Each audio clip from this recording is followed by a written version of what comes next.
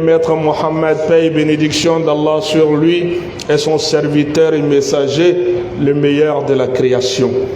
Que la bénédiction et le salut d'Allah soient sur lui, sur sa noble famille, ses vaillants compagnons et sur ceux qui le suivent dans le bien jusqu'au jour de la rétribution.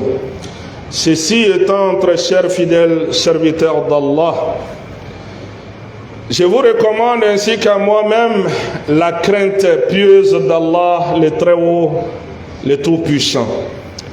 Nous voilà, chers frères et sœurs, dans les périodes les plus précieuses de l'année.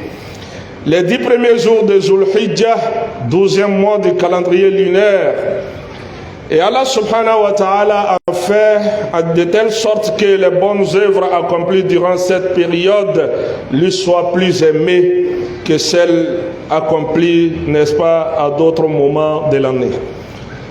Il a évoqué les mérites de ces jours dans son livre béni, le glorieux Coran, dans la sourate 89, premier et deuxième verset, que je cite, Wal Fajr wa layalin ashr, qui veut dire par l'aube et par les 10 nuits. Selon Ibn Abbas et d'autres commentateurs, ces 10 nuits désignent la première décade de Zulhijjah, 12e mois du calendrier lunaire. Ce sont aussi les jours qu'Allah subhanahu wa ta'ala a complétés pour Moussa alayhi salam, comme mentionné dans la sourate, dans sa parole divine. Allah subhanahu wa ta'ala dit wa wa'adna Moussa 30 laylatan wa atmamnaha bi 10. Et nous donnâmes rendez-vous à Moïse pendant 30 nuits et nous les complétâmes à 10. Sourate les Murailles, verset 142. Selon la transmission rapportée d'Ibn Abbas, qu'Allah soit satisfait de lui et son père, les 10 nuits ajoutées sont celles de Zulhijjah.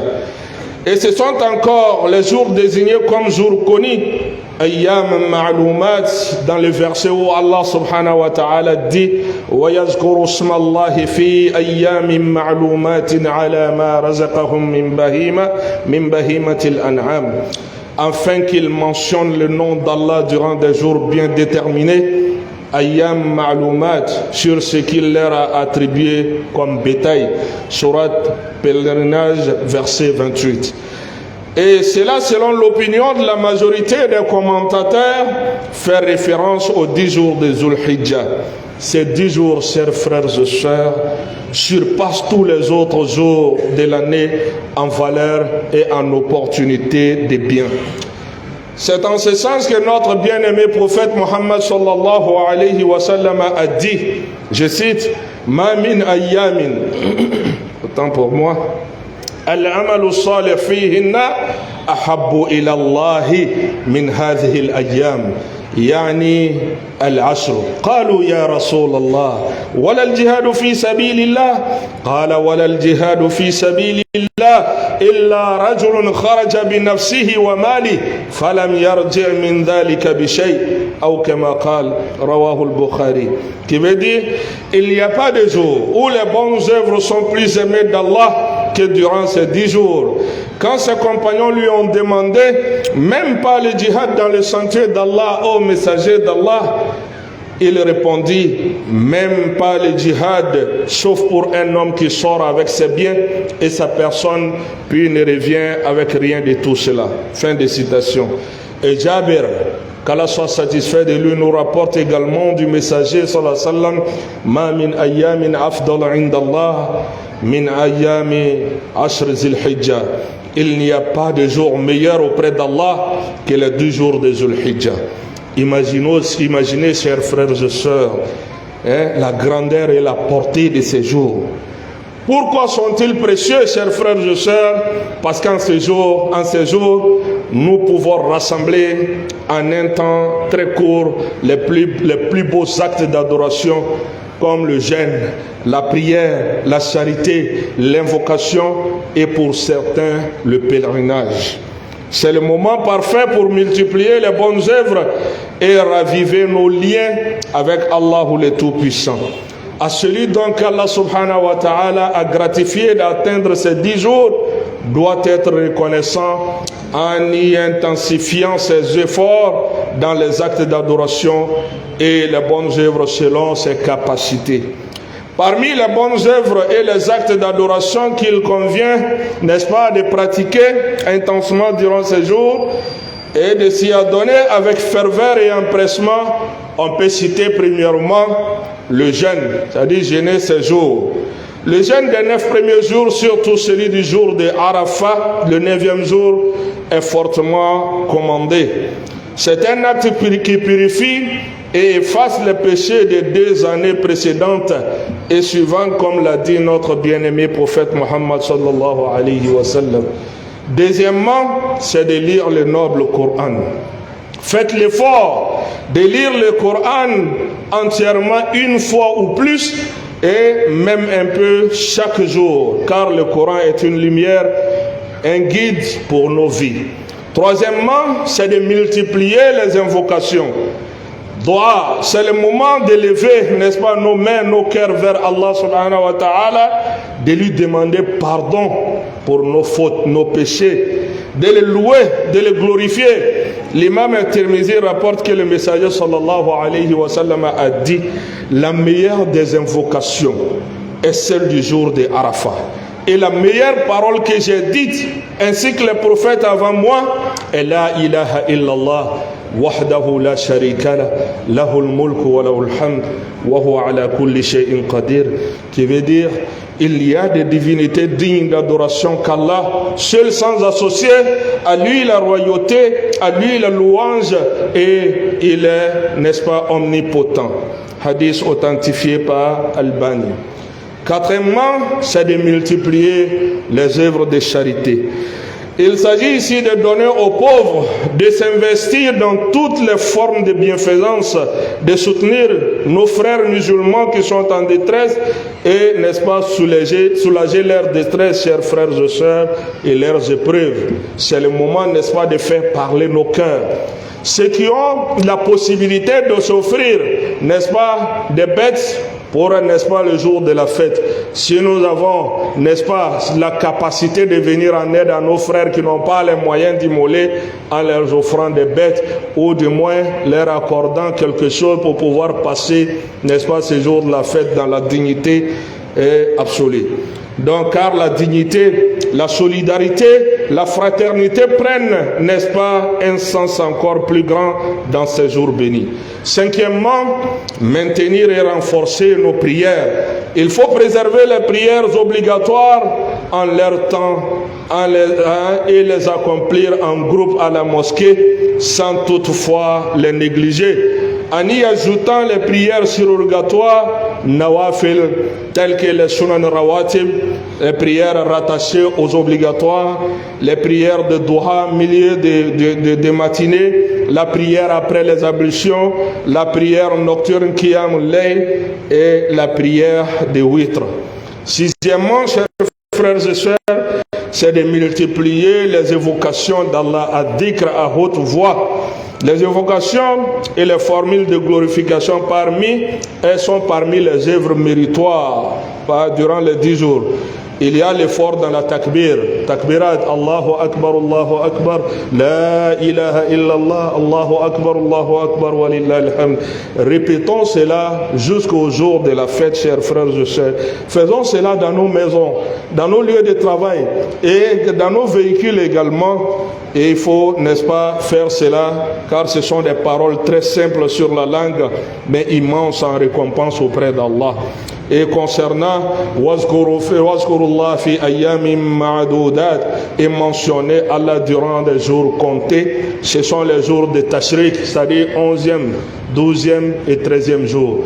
Depuis le jour de la fête, fait la takbirat après chaque prière jusqu'à la fin des jours de Tashrik, qui est le 13e jour de Zulhijjah.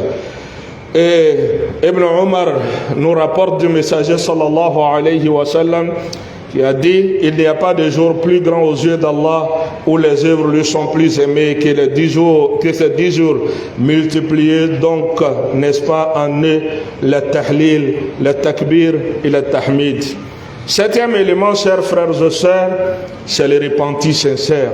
Et Allah subhanahu wa ta'ala invite tous les croyants au repenti sincère. Allah dit وَتُوبُوا جَمِيعًا أَيُّهَا الْمُؤْمِنُونَ لَعَلَّكُمْ تُفْلِحُونَ.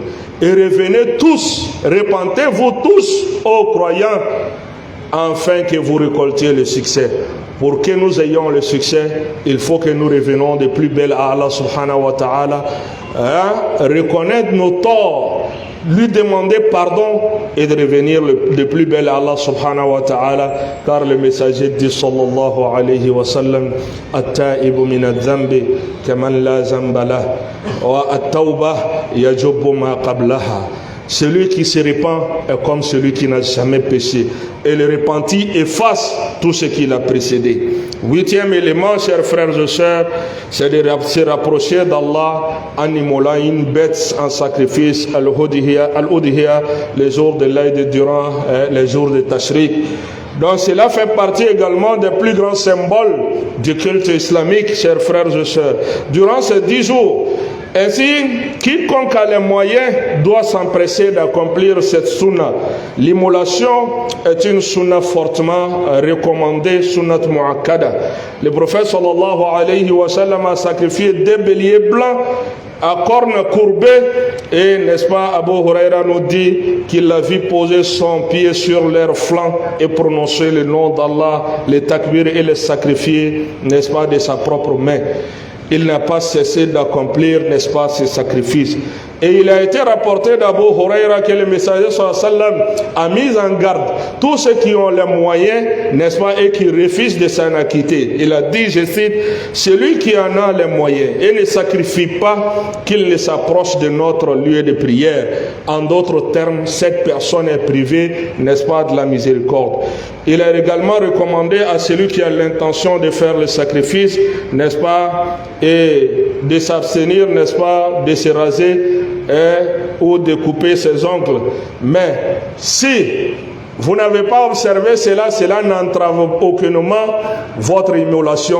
Votre immolation est acceptée d'Allah subhanahu wa ta'ala. Et n'oublions pas un point essentiel. Allah nous dit لن ينال الله لحومها ولا دماؤها ولكن يناله التقوى منكم. Les bêtes que vous immolez, ni leur chair, ni leur sang ne parvient à Allah, mais seulement la crainte de Dieu qui vous a animé à son immolation. Donc il faut purifier l'intention. Lorsqu'on veut faire son achat, ce n'est pas pour se montrer dans le quartier que j'ai le plus gros bélier, ou bien je suis le plus nanti, ou j'ai de l'argent. Non, c'est la crainte de Dieu qui doit vous habiter, comme cela a été récité dans les récits, n'est-ce pas? Allah subhanahu wa ta'ala dit qu'il a racheté, n'est-ce pas, Ismaïl par une immolation généreuse qui est le bélier, chers frères et sœurs. Et pour finir, il faut, n'est-ce pas, interpeller certains parmi nous qui souvent immolent leur bélier avant, n'est-ce pas, la fête de l'Aïd, comme ça va être le cas cette année, parce que le jour de Arafat, c'est le jeudi prochain. Que j'invite chacun d'ailleurs de tout faire pour jeûner ce jour, car il y va de notre bien. Et le vendredi qui va être le jour de la fête. Parmi nous, certains vont dire que le vendredi est un jour très chargé. À quel moment nous allons finir la prière pour s'occuper de nos béliers et puis venir à la prière? Autant immoler nos bêtes avant la prière. Le prophète sallallahu alayhi wa sallam a dit, celui qui accomplit notre prière puis a immolé après elle, comme nous l'avons fait, a suivi notre sunna ou notre enseignement. Et celui qui a, n'est-ce pas, sacrifié avant la prière, ce n'est qu'une viande qu'il a offerte à sa famille. Il devra recommencer. Pour nous dire que si nous immolons nos béliers avant la prière de l'Aïd, ce qui est une offrande parmi tant d'autres, et non, n'est-ce pas, l'immolation du jour de la fête. Donc il faut, n'est-ce pas, faire attention à cela, Inch'Allah. Et venir également à la prière, parce que c'est le jour de Juma. Il y a certains musulmans, au lieu de demander les érudits, qui se donnent en même temps une solution. Et disent que tout cela, on fait 2 rakats, matin on fait 2 rakats, à Juma, donc tout cela ce sont des nawafil. Donc lorsque lui fait la prière de l'Aïd, Il ne fait plus la prière de Juma, encore moins la prière de jour, 13 heures. Mais il convient d'observer la prière de l'Aïd, c'est-à-dire venir prier sur l'espace de la prière et se retourner à la maison et faire de telle sorte, voire, n'est-ce pas, observer la prière de Juma, qui est une prière obligatoire et sûre qui incombe à tout musulman pubère homme. Donc, chers frères et sœurs, il faut tenir compte de cela. Et nous profitons de l'occasion de dire que nous allons officier la prière de l'Aïd à partir de 8h30 sur l'espace ici. Et juste après la prière, nous allons nous retirer pour nous préparer et venir faire la prière de Jum'a dans cette même mosquée, chers frères et sœurs. Donc, veillons à respecter les règles de bienséance pour, n'est-ce pas, la fête de l'Aïd el-Kabir, car c'est un des grands symboles de l'islam. Quiconque respecte les symboles, n'est-ce pas, d'Allah subhanahu wa ta'ala fait partie de la piété. Qu'Allah subhanahu wa ta'ala nous accorde la piété et la bonne compréhension. Qu'Allah subhanahu wa ta'ala nous accorde ce jour avec ferveur, santé, foi et, n'est-ce pas, avec honneur. Qu'Allah subhanahu wa ta'ala accepte nos actes de dévotion. Qu'Allah nous pardonne ainsi qu'à nos défunts. Qu'Allah subhanahu wa ta'ala accorde à chacun de nous le meilleur dans cette vie ici-bas et dans l'au-delà. Amad dali ala fekanga bato mina ala kan shi ta mai silken kan ala mokala